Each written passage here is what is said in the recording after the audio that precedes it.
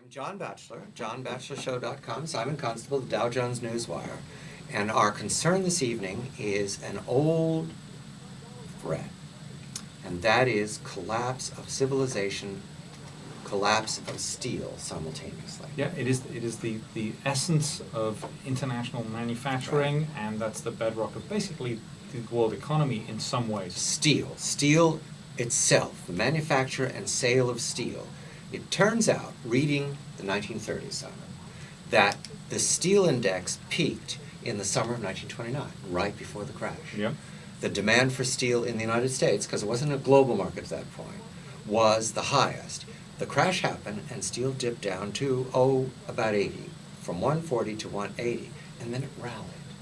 It rallied comfortably back to the Smoot-Hawley. We've talked about this. Sure. Smoot-Hawley, the tariffs, and the protectionism, protectionism. nightmare that really pushed us and into then it depression. started to decline all the way down. But here's the shock.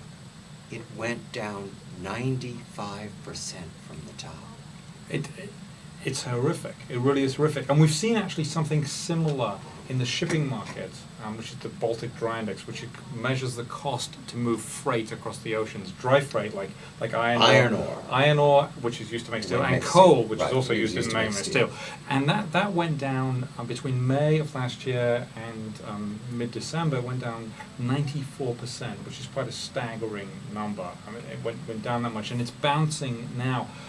The other thing we know is that the protectionism we're seeing could see this all go down again. So maybe Yes. we get a repeat. And that's the big worry. That's my concern I put to you, that what I've learned is this bounce that we might be seeing in manufacturing, all manufacturing. We'll see a leveling off of steel, so we're back to where we were about 2003, 2004.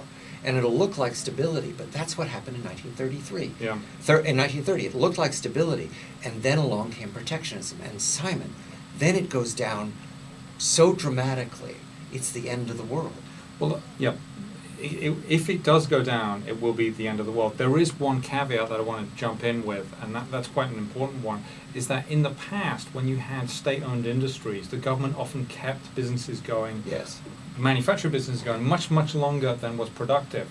Now, we know that in this current situation that private steel companies have been saying, okay, we can't make any money making steel, we'll stop making it and we'll lay off the workers. That actually helps the recovery happen faster when you do that. The question is, will that continue? Will that process continue? Or will the government jump in, as well as rescuing the banks that don't work, they're going to rescue steel companies that don't work? And who knows? That's the question. Government's going to jump in. I'm John Batchelor with Simon Constable, Dow Jones Newswire, Steel. Nice.